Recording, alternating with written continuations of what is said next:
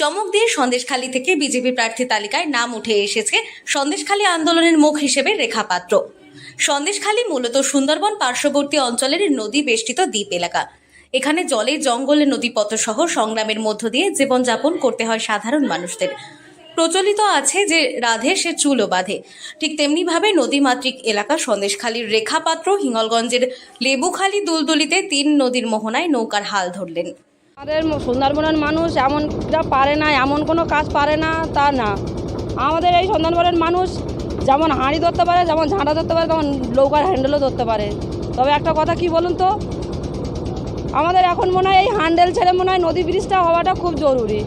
আজকে আমাদের জনগণের সাহায্যে আমরা এতটা আসতে পেরেছি। আর যদি দিল্লি অবধি যেতে পারি তবে এটা দিল্লি অবধি আমরা তুলে ধরবো, যাতে আমাদের এই নদীপথে ব্রিজটা হয়।